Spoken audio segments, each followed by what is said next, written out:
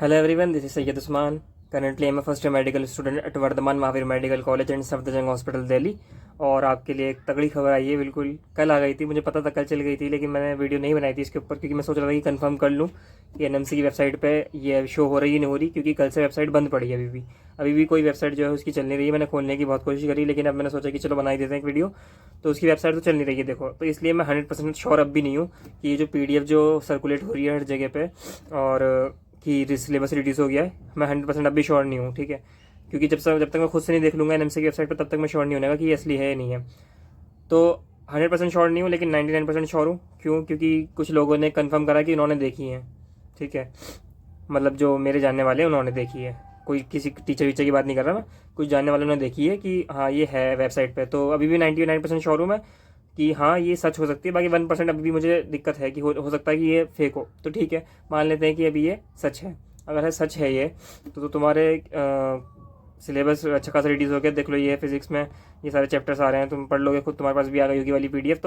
तो ये देख लेना सारे टॉपिक्स वगैरह जो भी हैं, फिजिक्स के, केमिस्ट्री के, बायो के। ये मैंने समरी करके मैंने एक साथ लिख दिया यहाँ पे कि कौन कौन से टॉपिक्स हैं जो कट गए हैं।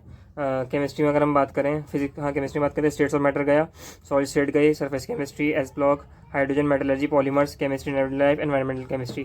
तो भाई साहब, chemistry in everyday life, environmental chemistry, metallurgy काट के तो बड़ा अच्छा काम करा था। तुम्हें मजा आ गया कि बड़े बकवास चैप्टर्स हैं, बेफालतू में टाइम खराब करते हैं। लेकिन केमिस्ट्री इन एवरीडे लाइफ जो था ना, और एनवायरमेंटल केमिस्ट्री था, तो इससे यार हलवा की तरह क्वेश्चन आते थे। तुम पढ़ते थे, तुम याद करते थे, रटते थे और डायरेक्ट क्वेश्चन मिलता था। इससे ये तुम्हारा नुकसान हुआ एक तरीके से।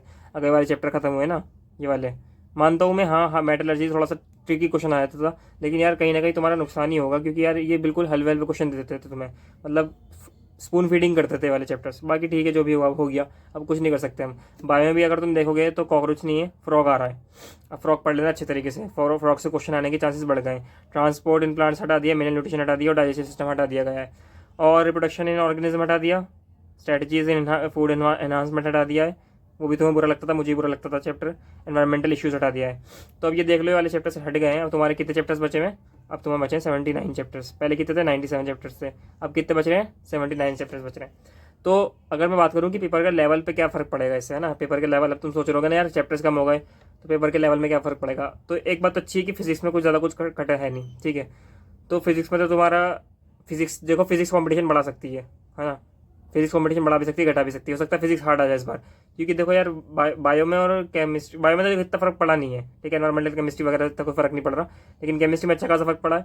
तो फिजिक्स अभी तुम्हारी हार्ड हो सकती है, तो फिजिक्स की अच्छी तरीके से तैयारी करना। बाकी पेपर में पता क्या फ़र्क आ सकता है, पेपर मतलब कि कट ऑफ ज़्यादा जा सकती है। पेपर ज़्यादा कोई ज़्यादा हार्ड नहीं होगा, आउट ऑफ NCERT नहीं जानेगा।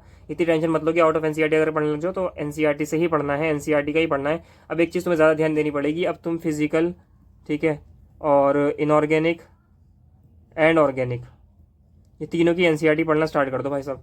इन तीनों की NCERT पढ़ लो अब जल्दी से, इन तीनों की NCERT पढ़ो, क्योंकि अब मुझे लगता है कि अब ये घुसेंगे NCERT में स्टेटमेंट बनाने के लिए ज़्यादा। घुस तो पहले भी रहते, लेकिन अब ज़्यादा घुस सकते हैं।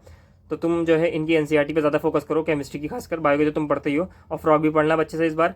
और ज़्यादा पेपर लेवल की टेंशन मत लेना, लेकिन एक्यूरेसी बढ़ाओ भाई। अब जो है कट ऑफ हाई जा सकती है, तो एक्यूरेसी बढ़ाओ।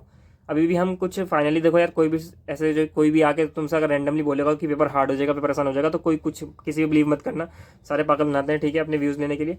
तो अभी कुछ नहीं कह सकते, लेकिन हाँ अगर उनको देखो कंपटीशन को घटाना है, ठीक है, क्योंकि पेपर में से चैप्टर्स घटे हैं और उनको कंपटीशन घटाना है, तो वो क्या करेंगे? हार्ड करेंगे। क्या हार्ड करेंगे? फिजिक्स हार्ड करेंगे, केमिस्ट्री हार्ड करेंगे। केमिस्ट्री हार्ड करने के लिए क्या करना पड़ेगा उनको? NCERT की लाइन्स में घुसना पड़ेगा। ठीक है, किस में घुसना पड़ेगा? NCERT की लाइन्स में घुसना पड़ेगा।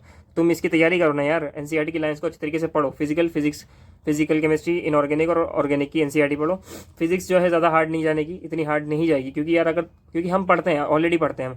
2016, 2017, 2016 फिजिक्स हार्ड थी, हम करते हैं ना वाला क्वेश्चन। तो इतनी टेंशन मत लेना फिजिक्स की, लेकिन हाँ केमिस्ट्री की NCERT पढ़ना स्टार्ट कर देना।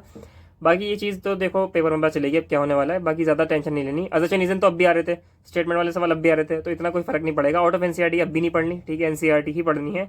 बाकी और कोई अपडेट होगा तो मैं दे दूंगा। और अभी ये 1% चांस बचा है कि 100% है, तो 100% बता दूंगा मैं।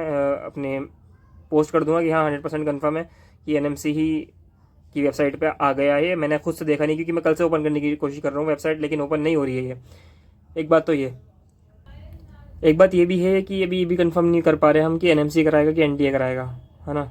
NMC कराएगा कि NTA कराएगा पेपर, क्योंकि देखो यार, जब पहले डेट रिलीज़ करी एनटीए ने करी, है ना, और जब सिलेबस रिलीज़ हो रहा है वो एनएमसी रिलीज़ कर रहा है, तो अभी कुछ क्लियर नहीं कह नहीं सकते। वैसे तो मुझे लगता है कि एनटीए ही कराएगा पेपर, क्योंकि एनटीए ने डेट रिलीज़ कर ली है तो एनटीए कराएगा, तो ज़्यादा पैटर्न पे इतना चेंज आएगा नहीं, क्योंकि यार पैटर्न पे और क्या कर लेंगे, वो क्या ही कर लेंगे। ये तो तुम्हें समझ में नहीं आता कि तुम इतना परेशान क्यों होते हो, पैटर्न में और कुछ चेंज नहीं कर सकते हो यार।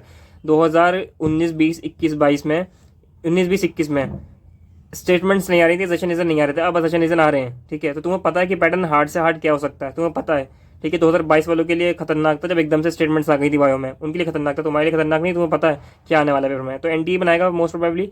तो और वो और तो कोई बात है नहीं, बस इतनी बात बतानी थी, और thank you so much, bye bye.